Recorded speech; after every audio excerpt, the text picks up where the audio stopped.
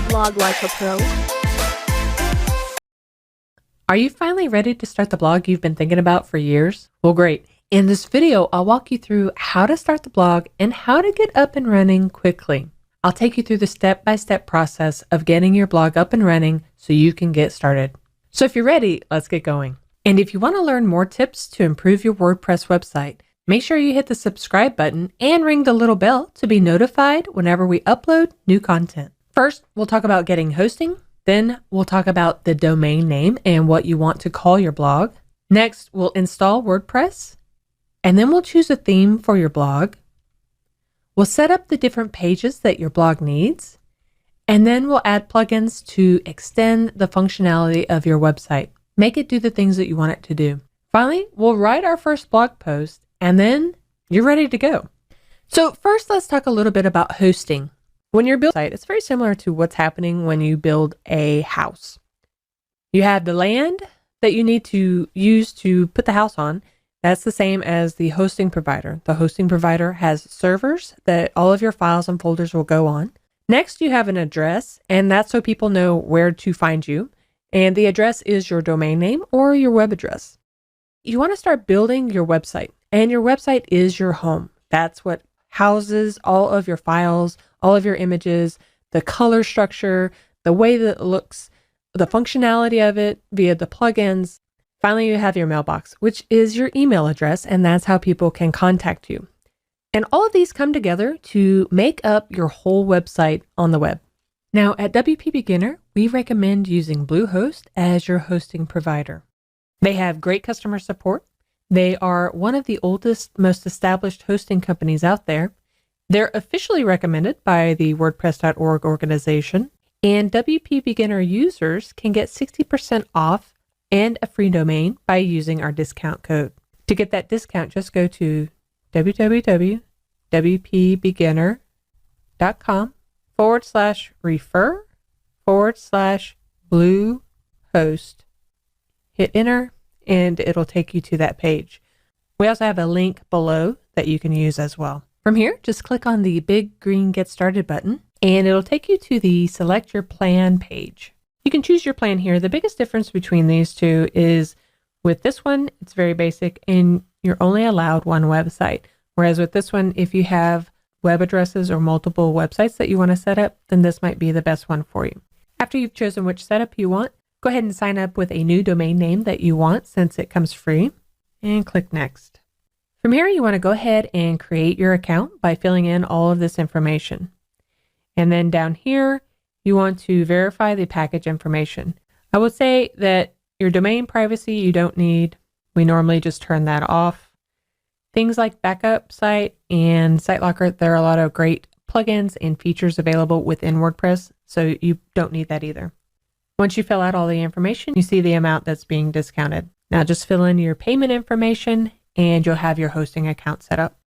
Now that we've signed up, we'll get a congratulations screen and we'll just need to click on the next screen where we can create our password. This password will be used to manage our hosting account. Once you create the password, they will start setting up the account for you. One of the great things about Bluehost is now they've made installing WordPress even easier. From here, you can select a theme that you might like to go with your site. Since I'll be walking you through the whole process, let's go ahead and skip this step. And now they automatically set up WordPress for you. You no longer have to go into your Bluehost account and install WordPress and go through that process. Once we get everything set up, you can click Start Building and we'll be taken to the back end of our WordPress dashboard where we can start customizing it. Great. Now that WordPress is installed, this is the back end of our website where you can go and make changes to it. Yours might look just a little bit different, but this is the overall feel of it. This is our dashboard area where you'll see things at a glance. Most of the things that we'll work on are from these tabs on the left. And you see already we have some notifications here that if you need to, you can address those. They're simply for updating. But let's take a look at some of the main areas of our website. The posts area, that's where you'll be using a lot of your time. You'll be spending a lot of your time writing your blog posts for your site, and this is where you'll go to do that. The media area is where you upload your images and your photos that will be housed on your site. Pages are very similar to posts. Pages are the things that don't need a date timestamp on them, and it's for things like your about page, maybe a contact us page. Comments, if you start to get a lot of comments, this is where you can go to approve or edit those. And the bulk of what we're going to do next will be under appearance and plugins. The appearance is where we can go to set our theme for our site or what the site looks like. And then the plugins are where we go to add the different bits of functionality that we want our site to do. For instance, if you wanted to add a e-commerce shop on here, we would go into the plugins area and add a plugin that would allow us to sell on our site. And then if you wanted more users, you could go in here to set up new users. Tools are for importing and exporting things. And as you add more plugins, you may see this expand a little bit more depending on the plugin.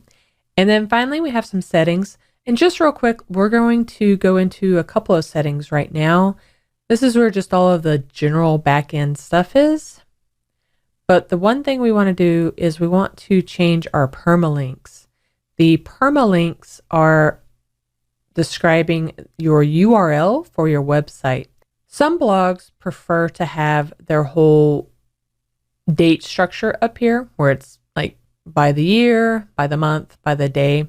And under permalinks is where this is changed or updated. You'll want to set this in the beginning and you'll want to stick with this throughout. And that's simply because once you set this up, you don't want to keep changing the permalink structure. So you really want to get that from the get-go. But here are some other examples of what you could use. And if you are doing like a true blog where it's very important to you to showcase the time and date, then you can keep that. I will say that even for any blog post that I do, my favorite will always be just doing the title of the post as my URL structure behind my domain name. It's simple, it's easy for readers to possibly remember because it's shorter, and it's also better for search engines. So for me, I prefer that. But once you figure out which one you want, go ahead and set it now and then really try not to ever change it again. So once we're done there, let's click Save Changes. And now that permalink structure will be on all of our posts. Let's go ahead and change the look and feel of our site by picking a theme. I'm going to show you real quick what it currently looks like. Yours might look a little differently, but by default, WordPress installs with the latest theme that they have.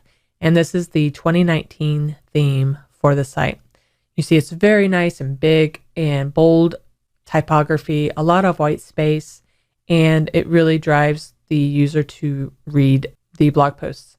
But maybe it might be a little plain for some people, so let's go in and look at some changes that we can do. To do that, we'll go to our appearance and we'll go to themes. Now, right now for my site, these are all of the themes that are currently installed on my WordPress website. And this one is the only active one. You can only have one theme active at any time, but you can have multiples installed. You can click on the Add New, and this will pull in all the available themes from the WordPress repository where they house all the themes. If you want a premium theme, you'll simply go to the premium themes website and you would have to download the theme from there and then upload it separately. For this, we're simply going to use the repository and we'll look for a theme that we want. Now, because this can take quite a while, what I would probably recommend you do is go ahead and go to WP Beginner and do a search. We'll link for this in the description, but we've coordinated several of the best free blog themes for the latest year. And so do that for yourself. That just kind of pares it down a little bit more because there are just thousands upon thousands of them. And so you can go through and see which ones you like. Once you see one that you like, you can go back to the Add a Theme area and you can search for it. For example, I know that for this tutorial, I want to install the Nizarg. It's just a very clean theme and I like the way that it looks. So I'm going to install this. And once it's installed, you'll also want to make sure that you go ahead and activate it. And then once we activate it, it will become our default theme. Great. Now I can go to my site on the front end. Let me refresh so that you see this is what it looks like. And this already looks like what I am envisioning my blog to look like. So let's just go in and we'll make some changes. To do that, we'll go back to the dashboard. Let's go under Customize. And from here, we can customize the look and feel of the theme for our site. Now, yours might look a little bit different because all of these customizations are driven by the theme file. So yours might look a little bit different. So don't worry if you don't see what I see. Let's quickly go through a couple of these. This is where the start a website is, and just another blog is right here. So we'll be changing that, whatever you want that to be. And you can decide if you want that even displayed or not. Now the site icon, that is this little guy up here. And so we'll want to select an image for that. You want to upload that from your desktop and bring it up into your media library. For your site icon, you want to make sure that it is a square, at least 512 by 512 for this to work the best. And you see mine's a little bit larger, so it'll ask me to crop it. It gives you a preview of what it will look like. We like that, so let's go ahead and crop and use that, and it immediately gets updated here. You can do the same for yours. Again, it's under site icon. Okay, the next thing we want to do is change what color we might want. You see whatever that's doing, that changes here. If you don't like any of them, you can also just go back to default. You can also add a header image for that. We can do that. If I use an image, I'm actually going to go back up to my site identity, and I don't want to use my site title.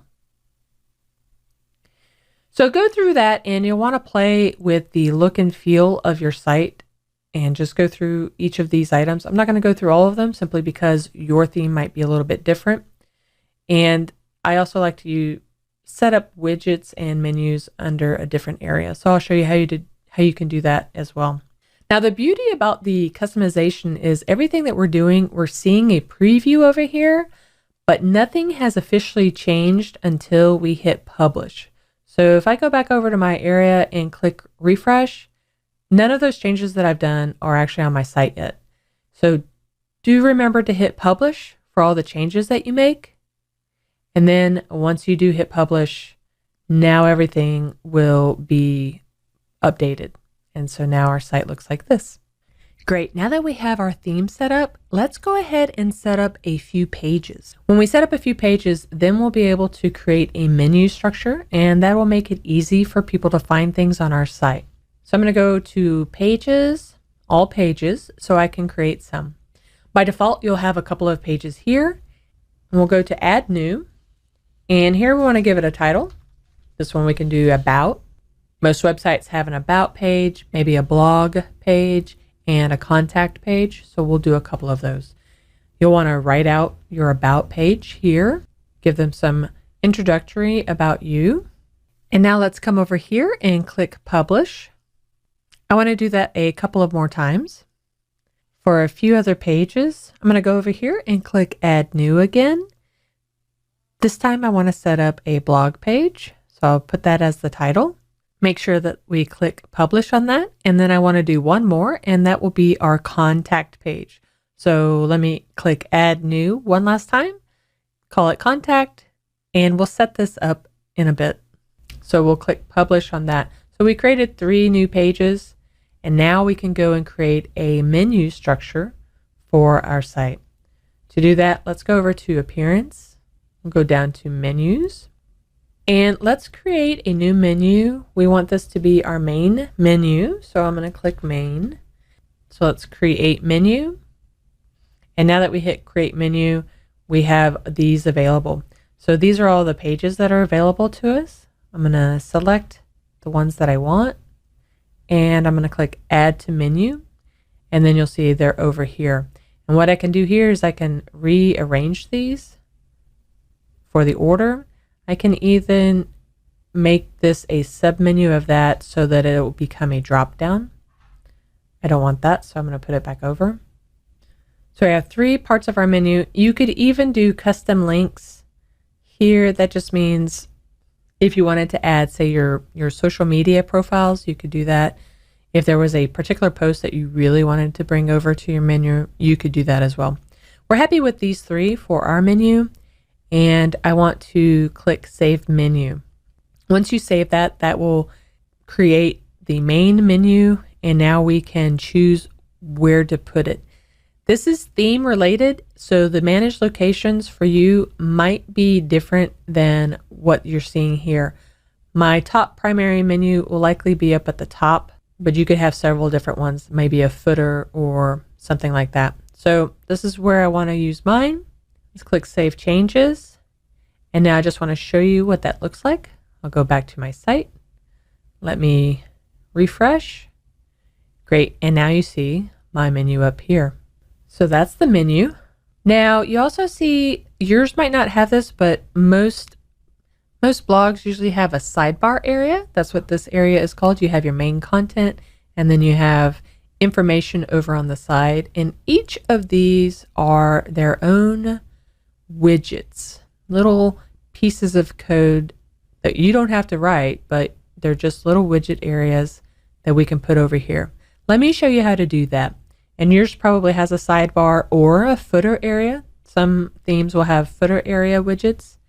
So let's go back and fix that. Under Appearance, Widgets is where you can find these widgets. And this is my sidebar. You see all of those items are right here. If I go back, there's my meta. There's the meta, and then these are all the other widget areas. So you can adjust this however you want. I'm going to take quite a bit of these off because I like to have recent posts and I like a search. You could also add new widget areas here depending on what you want to showcase. Maybe if you have a lot of photos that you want to showcase, you could put a gallery there. So that's a real quick and easy way to use widgets on your sidebar area.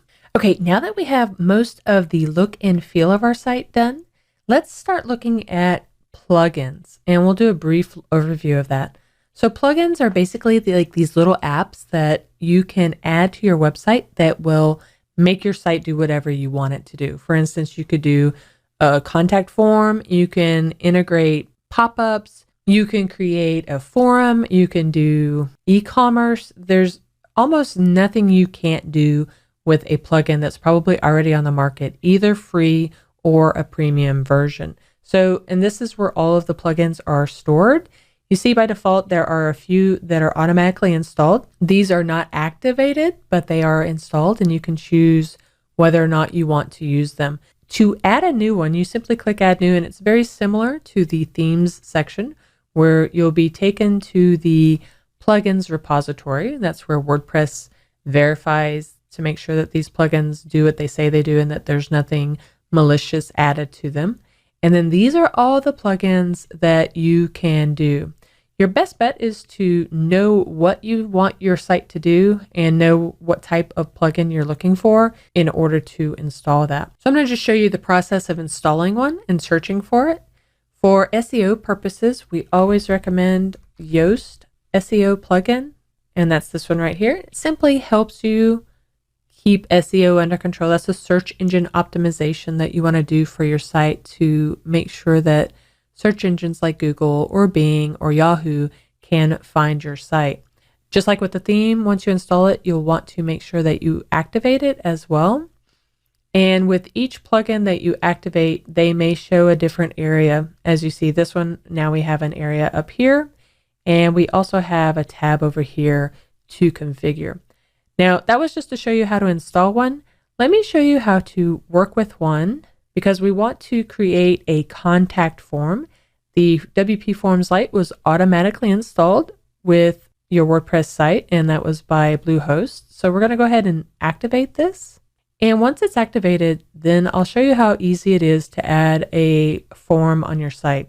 Great, now that we have it, we can create our first form, and we'll do that here. And this is WP Forms Lite. If you ever get your site to a point where you're wanting to make even more money, or you're wanting to charge things, or you want to do a survey, things like that, then the WP Forms Pro version would work really well for that. Since we're just starting out, let's go ahead and create a simple contact form. So I'm going to click on this, and what it does is it will just automatically create a very simple form for us, and we don't have to do very much. So this is great. We can click and drag and drop if we want any of these forms to move around. I'm going to click on the title of this form and just say contact us. And I'm going to head back over, and then under notifications, I want to make sure that it's being sent to the right email address. You can put in an email address right here, or this is pulling in from my WordPress admin email, which is mine, and I'm okay with that. But you could change that here if you wanted. And you can also change when you get the emails, this is what the subject line will say and what all will come over. So we're pretty happy with all of that. Same thing with under confirmation. When somebody fills out a form, they will get a quick little message right here, and that all looks good. So then we're going to go back to fields. And the only other thing I like to do is I'm going to click on the name. I like to make this simple, but you can keep first and last, or you can even do first, middle, and last. So I'm going to click save here. And now I'm done with the WP form. So I'm going to exit out there. And now that we have this form, we need to add it to our contact page. So let's go back to our pages. And remember, we did set up a contact page. So I'm going to go down over here. Once I hover over this, I can click edit. And we haven't really written anything here, but what we can do is once I hover, you see this little plus sign. I'm going to click on that. And there's WP forms here that I can use. If you don't see it, you can also start typing it in and it will pop up. So we want to add the WP forms contact us form here. And now we see a bit of a preview of what that will look like. And so I'm happy with that. So let's update that. So now we have a contact form, we use the plugin, and our contact page is ready to go. And that's also a real quick update on how to use plugins. Now you see that this notification here, we have a red notification. You can click on all plugins and you have a quick update on what each of them are. Say there's an update available, meaning part of the maintenance process, we need to make sure that our site is updated. So I'm going to update the OptiMonster plugin. Even though I'm not using it right now, I still want to update that. And then whenever I am ready to use it, then I can activate it and connect it. So there's a lot that you can do with plugins. Again, it really just depends on what you're wanting your site to do, but whatever it is that you think you want your site to do, there's probably a plugin, either free or paid, that you can use to make your site do whatever it is that you want. And that's the power of the plugins with WordPress. Okay, now that we've got our theme set up, we've added some plugins to make our site do what we want. We've changed our widget area a little bit over here. Now you really want to concentrate on the bulk of what you're probably going to do with your blog, and that's create posts. So let's go in and kind of take an overview look of how to handle that. I'm going to go back over to my dashboard area and let's go to our posts. Let's go to all posts. I'll show you everything about it. By default, you'll get a hello world post, and that is the first one that you can do. But this is the power of what you're doing for your site. You're setting up a blog, so you want to set up the posts and start writing. So let's go in and we'll just set up a quick blog post and I'll show you what you'll be doing. The title is the URL structure that we talked about. So you'll want to make sure that whatever title you do is a very descriptive thing for search engines as well as for users. And I'm just going to show you what I mean. Then you can just start typing. Now you can also click on these little blocks, and this is if you want to add certain things like a list, bullet points, or numbers. If you want to add images, these blocks are here to help you with all of that. So you can start typing stuff in. I'm just going to insert some information here. So right here, I want to add an image to break up some of this content. So I'm going to click add block and I want to add an image. You can either bring it in from a URL. So if you already know an image location, you can do that here, but we need to upload because we don't have any images yet. So I'm going to click upload and I want to add this one. So I'm going to upload that, and that's getting uploaded to my website, and it will be in under media.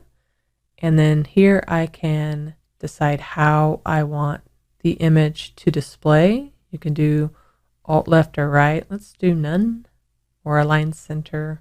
When you're working with images, you also want to make sure that you add alternative text for the image. This lets search engines know what the image is about, but more importantly, it's for accessibility. It lets people who are using a browser reader tell them what the site is about. So you definitely want to make sure that you always add alternative text, and that helps both people who can't see who are on your site, and it also helps search engines know as well.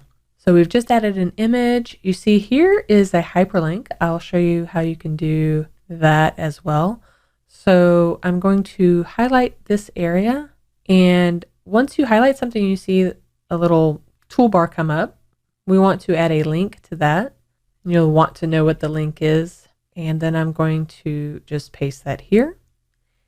Once I click apply, that will add in the link for me. So it's a great way to do that. You can also add video. So we'll do a new line again. I'm going to hit enter and I'll get a new line, and we can find add, and I'll type in video, and you see this here. So you can either upload, I highly recommend anytime you add video to go ahead and add it to something like YouTube, Wistia, something like that, and then insert a link here, click apply, and then it will embed that video like that. So it makes it look really, really good. So once we're done with that post, we can click publish. So let's really quickly go through all the things that you've done today. First, we got hosting. We set up a domain name. Then we installed WordPress. We got a theme for our site. We set up the different pages, including the contact form for our contact page. We added plugins, and we wrote our first blog post. So now all you have to do is keep going, keep at it, and congratulations. And thanks for tuning in. Did you learn today's video? If so, subscribe to our YouTube channel and we'll send more helpful tips to help you manage your WordPress website. And thanks for watching.